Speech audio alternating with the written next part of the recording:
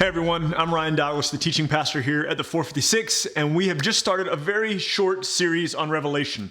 And I am so glad that you were with us this past Sunday. And if you weren't, and you're just watching the community gathering video, go back and watch the sermon. They're only about 35 minutes long, and catch up because we're only doing 3 weeks on Revelation.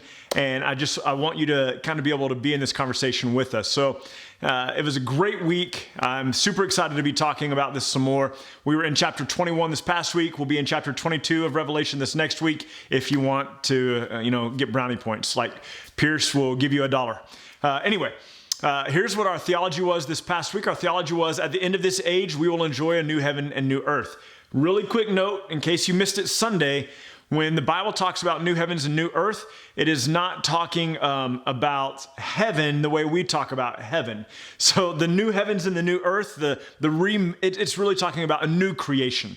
So remember back in Genesis 1 that God made the heavens and the earth, that there's going to be a remaking of that. And that's what we had, I didn't spend very much time on that on Sunday, but it might have been easy to miss. So remember that there will be a recreation of these things. Remember that the Bible tells us in Peter that because these present heavens and earth will be reserved for destruction by fire, and that there will be a new one coming. And then also remember that in the new kingdom, the new heavens and earth, there's no sun, moon, or stars, right? Why? Because primarily sun, moon, and stars, if you go all the way back to Genesis, was for knowing the dates and the seasons and the times. And we don't need that anymore. We are in the presence of God. We are with God. But also why? Because the Bible tells us later in chapter 21 that God illumines it, that God's glory lights up heaven. And this should be something we should be excited about. We should be excited about the New Jerusalem. We should be excited about the new heavens and new earth. Now, I grew up believing that heaven was a place like up in the sky, that it was somewhere far away, and that when you died, you would go up there. And the story that I tell is that until I was in like 4th or 5th grade, I would carry a bouncy ball in my pocket with me at all times. And the reason for that was I believed that if you died, you went to heaven with whatever was on your person at the time. And I wanted to get to the edge of heaven. This was my thinking as a child. I wanted to get to the edge of heaven and see if I could bounce a bouncy ball off the earth. Because you know how when you throw a bouncy ball down really hard and it bounces up really high, I thought, man, if I could throw one from heaven all the way down to earth and bounce it off, then that would be pretty amazing. But obviously that's a terrible interpretation of the new heavens and the new earth. And the new heavens and the new earth will be right here. And we don't know 100% what that's going to be like, but we do know that this earth that we are on right now will be destroyed and that God will make it new, that is a reality. In fact, remember what Peter said, because this present heavens and earth are going to end in this way, because there is a new city coming, we should conduct ourselves in godliness in our time upon this earth. And so that kind of brings us to our application that we should hope in and rejoice in the new heavens and the earth. We talked 2 weeks ago about hoping in the resurrection of Christ, like setting our confidence in that, but we should also hope and rejoice in the new heavens and the new earth. Knowing that there's a new heaven and a new earth coming should, to a degree, shape how we live. This world is not our home. So you could make the argument that Peter, talking to these dispersed Jews all over the world, he says, look, you're just strangers and aliens here. And while he's speaking to a very specific group of people, I think the argument could be made that you and I are just strangers and aliens here on this earth. That like our time here is short, and that one day Christ will return. And I don't know the succession of how it all happens and how quickly the new heavens and new earth are remade. I would imagine it's very quickly. But what we do know is that there comes a point when all of this and all of the striving and all of the pain and all the tears and all the heartache and all the misery and all the self-deprecation and all the insecurities and all the fears come to an end. God wipes away every tear from the eye, and those who have put their faith in Jesus reign with Christ and live with Christ forever on this heavens and earth that are now remade and new, that are illumined, are shining. There's no more day, there's no more night. They're shining with the glory of God. And man, that is good news. That is hopeful for us, and that is exciting for us. And because that is true, it should shape how you do life. I was just recently talking to somebody about getting some more life insurance. I have a term life insurance policy that expires in a few years, and I thought I need to go ahead and get a full term or a full life policy.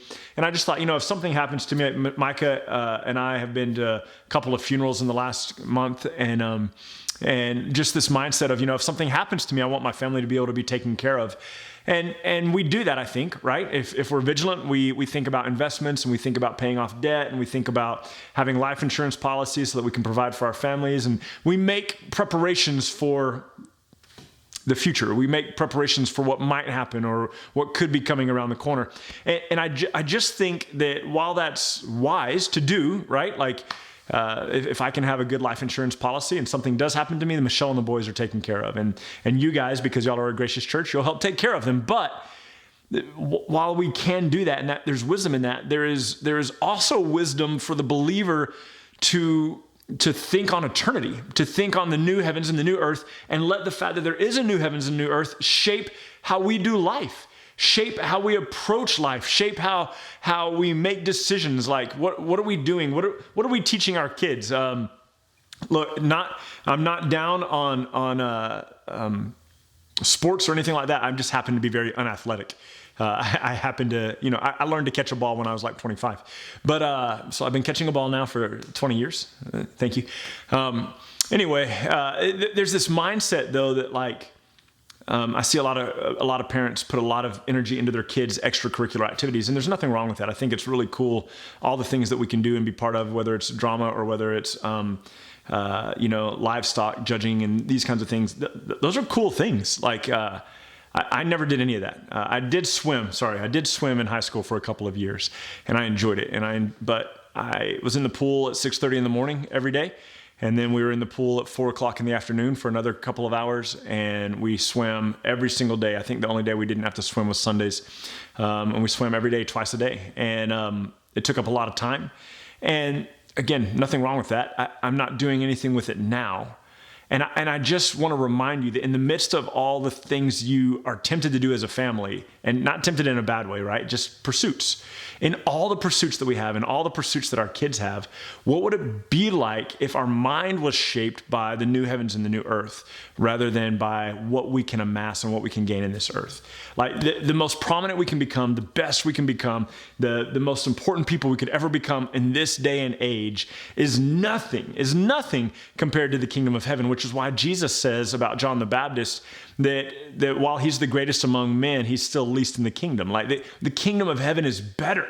And so that we would be motivated to live lives that are framed by this perspective that Christ has been raised from the dead, that we too will be raised from the dead, and that we will enter into glory one day and live in the kingdom of heaven, that our lives would be framed by that.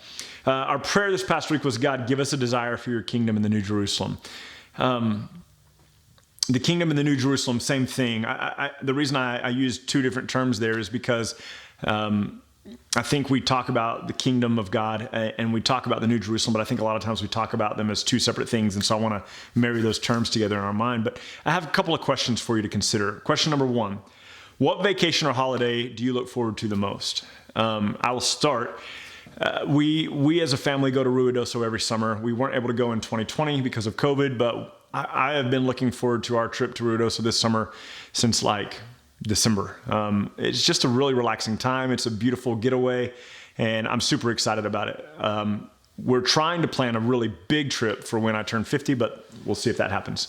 But what vacation or holiday do you look forward to the most? Some of you are insane about Christmas, and you start like your Christmas decorations in September. So, okay, that's fine.